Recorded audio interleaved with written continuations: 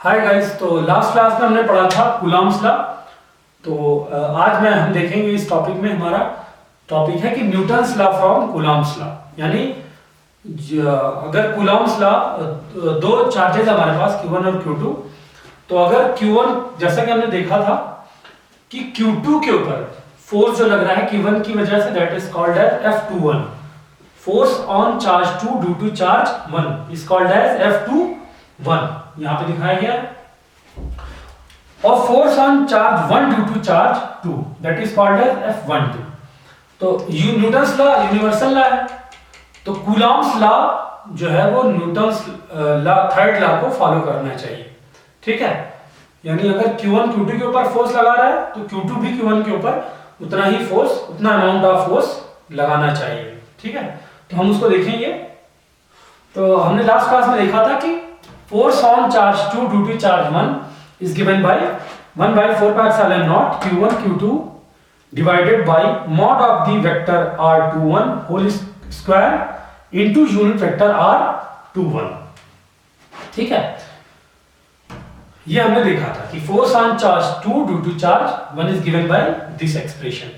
So now force on charge 1 due to 2 is called as F12। वो किसके बराबर होगा? 1 by 4 pi epsilon naught Q1 Q2 divided by mod R12 square into unit vector R12। ठीक है, तो हमने बताया कि R21 इस डायरेक्शन में है, आप देख सकते हो यहाँ पे ये R21 है और R12 ये है, इस डायरेक्शन में है। तो आप देख सकते हो फिगर से कि unit vector R21 will be equal and opposite to unit vector R12। तो अगर आप इसको किसी भी एक्सप्रेशन में 1 में आप सपोज करो 1 में इसमें रिप्लेस कर दो, तो क्या मिलेगा आपको? F21 is equal to minus आ जाएगा यहां पर 1 by 4 pi epsilon naught Q1 Q2 divided by R21 की जगह पर आप रिप्लेस कर दो माइनस ऑफ R12, तो यहां पे स्क्वायर है तो पॉजिटिव साइन आ जाएगा। R12 का square into unit vector R21 में आप लिखोगे तो R12 आ जाएगा with a minus sign, because R21 is equal to minus of R12। ठीक है, so F21 is equal to minus of, और ये क्या है? ये आप देख सकते हो एक्सप्रेशन नंबर सेकंड से। ठीक है, सेकंड से आप देख सकते हो ये किसकी वैल्यू लिखी हुई है? F12 की। So we can write it here vector F12। इसका मतलब force on charge 2 due to charge 1 is equal and opposite to the force on charge 1 due to charge 2। So this proves the Newton's law. इसका मतलब है कि जो Coulomb's law है वो that is in agreement with the Newton's third law. ठीक है, so now अगला टॉपिक है हमारा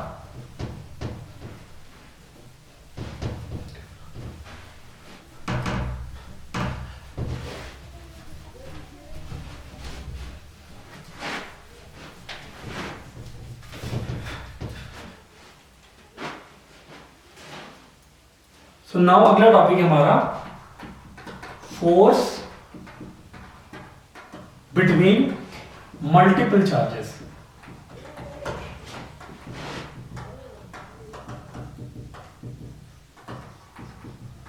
ठीक है, अभी तक हमने देखा था कि हमारे पास सिर्फ दो चार्ज थे, तो हमने फोर्स निकाला था किसी एक चार्ज के ऊपर दूसरे चार्ज की वजह से।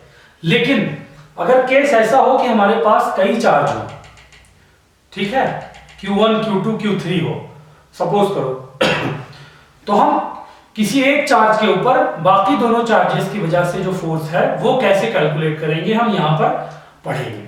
ठीक है, तो उससे पहले आपको जानना जरूरी है superposition principle.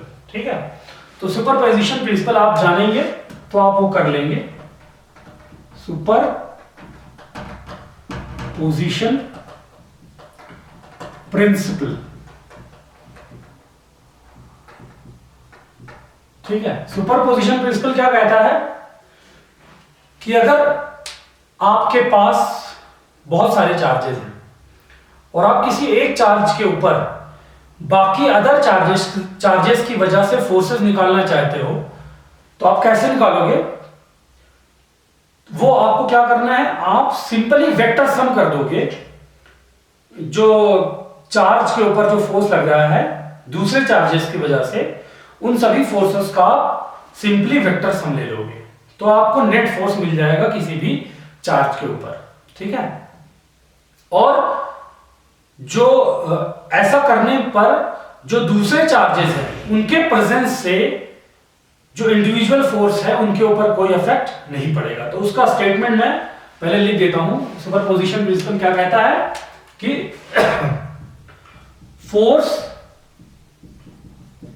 On an individual charge due to other charges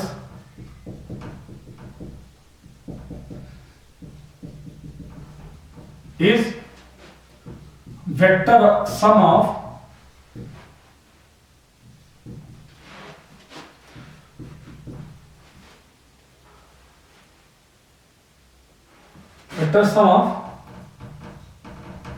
forces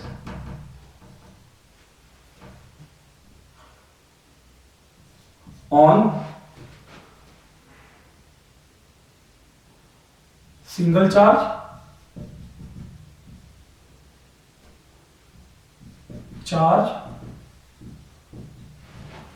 due to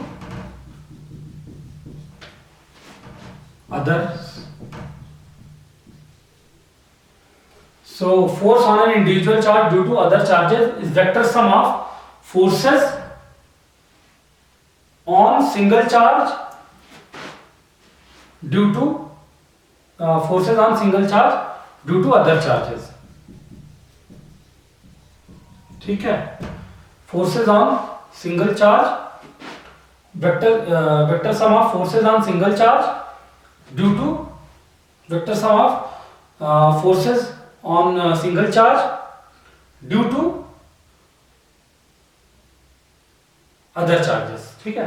vector यहां हम ऐसे भी लिख सकते हैं, vector sum of forces by individual charges. ठीक है। तो इसको और ऐसा करने से क्या होता है कि जो इसके साथ साथ जो अदर चार्जेस हैं उनका कोई इफेक्ट नहीं पड़ता है इंडिविजुअल चार्जेस के ऊपर। ठीक है। तो इसको अगर आप एग्जांपल से समझेंगे तो हम आसानी से समझ सकेंगे। तो सुपरपोजिशन प्रिंसिपल के लिए फॉर एग्जांपल मान लीजिए आपके पास Q2, Q3 और Q1 ये तीन चार्जेस हैं। ठीक है। ये ओरिजिन है। सो ओरिजिन से Q2 की डिस्टेंस है, let us suppose R2, this is R3 and this is R1, vector R1। ठीक है। सो Q2 से Q1 की तरफ जो पोजीशन वेक्टर है उसको हम मान रहे हैं R12 और इसको मैं मान रहा हूं R13। ठीक है। पहले केस में हमने तो यहां पर हमने क्या लिया है, Q2 से Q1 की तरफ जो फोर्स लग रहा है उसको हमने क्या माना है R12। ठीक है। पहले भी हमने कंसीडर किया था, यहां पे भी हम मान रहे हैं कि Q2 से Q1 की तरफ जो वेक्टर है, पोजीशन वेक्टर, वो क्या है, R12 है। तो वो आप निकाल सकते हो किसके बराबर होगा, R1 माइनस R2 या R2 माइनस R1 के बराबर, ट्रायंगुलर लॉ से। सो सुपरपोजिशन प्रिंसिपल क्या कहता है कि सपोज कर लीजिए हमें Q1 के ऊपर, ये Q1 चार्ज है, इसके ऊपर फोर्स निकालना है due two charges Q2 and Q3। तो टोटल फोर्स कैसे आप निकालोगे? तो सुपरपोजिशन प्रिंसिपल ये कहता है कि आपको क्या करना है, वेक्टर सम लेना है forces on charge Q1 due to other charges. ठीक है। यानी हमें पहले क्या निकालना है, Q2 कितना Q1 के ऊपर फोर्स लगाएगा और Q3 Q1 के ऊपर कितना फोर्स लगाएगा, और उन दोनों का वेक्टर सम ले लेना है। तो इस तरह से हम टोटल जो फोर्स है Q1 के ऊपर आसानी से निकाल सकते हैं। ऐसा करने से Q2 Q3 के ऊपर कोई इफेक्ट नहीं डालेगा, ठीक है। आप ये ना कंसीडर करिएगा कि Q2 Q3 के ऊपर कितना फोर्स डाल रहा है या Q3 Q2 के ऊपर कितना फोर्स डाल रहा है, इससे इंडिपेंडेंट है। सुपरपोजिशन प्रिंसिपल ये बोलता है, ठीक है। सो इन दैट केस अगर मान लीजिए हमारे पास दो चार्जेस हैं तो वहां पर टोटल फोर्स किसके बराबर होगा? टोटल फोर्स, लेट अस से दिस इज द F1, ये रिजल्टेंट को हम मान रहे हैं F1। इस फोर्स का डायरेक्शन है हमारा ये, और इसको हम बोल रहे हैं F3 and this is the F2, ठीक है। So F1 will be equal to vector sum of F, इसको मान लीजिए आप F force on 1 due to 2, F12 जैसे पहले हमने लिया था, और इसको हम मान रहे हैं F13। सो ये किसके बराबर होगा? F12 प्लस F13, ठीक है। तो ये है, this is the superposition principle, ठीक है। कि टोटल फोर्स अगर आपको निकालना है तो जो उस चार्ज के ऊपर Q1 के ऊपर जो इंडिविजुअल फोर्स लग रहा है Q2 की वजह से और Q3 की वजह से, उनका हमें वेक्टर सम लेना है, ठीक है। तो आप इसको लिख सकते हो F1 is equal to 1/4 pi epsilon nought, ठीक है। F12 की वैल्यू क्या आएगी? Sorry, this is F1, this is F12, ठीक है। सो F12 की वैल्यू क्या आएगी? 1 by unit vector mod of the vector R12 into unit vector R12 plus 1/4 pi epsilon not R21 into unit vector R21. So this is the force on charge Q1 due to charges Q2 and Q3, ठीक है। So this is the superposition principle. तो ये तो था हमारे पास सब सिर्फ 3 charges थे। अब सपोज कर लीजिए हमारे पास बहुत सारे चार्जेस हैं, n नंबर ऑफ चार्जेस हैं, तो आप को निकालना है कि वो कितना फोर्स लगाएंगे Q1 के ऊपर, लेट अस सपोज, ठीक है। तो उसके लिए हमें क्या करना होगा? हम सुपरपोजिशन प्रिंसिपल को अप्लाई करेंगे। ये तो सिर्फ 2 चार्जेस के लिए था, तो अगर हमारे पास n नंबर ऑफ चार्जेस हैं तो उसके लिए हम सुपरपोजिशन प्रिंसिपल यूज करके टोटल फोर्स या नेट फोर्स हम निकाल सकते हैं। वेक्टर सम लेना है, तो सपोज कर लीजिए हमारे पास चार्जेस है Q2 Q3, ठीक है, Q4 Q5, इस तरह से n नंबर ऑफ चार्जेस हैं, और वो किसके ऊपर फोर्स लगा रहे हैं? Q1 के ऊपर। जैसा कंडीशन है यहाँ Q2 की, यहाँ पर सपोज कर लो आपके पास Q3 भी है, और Q3 तो था ही, Q4 भी है, Q5 भी है, एंड सो ऑन, ठीक है। तो उन सबका आप क्या लोगे? यहां से पोजीशन वेक्टर लोगे, ऐसे इसको ड्रॉ करोगे। n नंबर ऑफ चार्जेस है, तो फोर्स कितना हो जाएगा उस केस में? F12 था, अब हो जाएगा F13 plus force on 1 due to charge number 4 plus F15 plus dash dash dash F1n, ठीक है ना। जहां पर 1 2 क्या है? Force on charge 1 due to charge number 2। Charge number 1 charge number 2 का मतलब हो गया Q1 और Q2। तो F13 क्या है? Force on charge 1 due to charge Q3। F14 क्या है? Force on charge Q1 due to charge Q4। F1n क्या है? Force on charge 1 due to Qn, ठीक है। So now we can write it.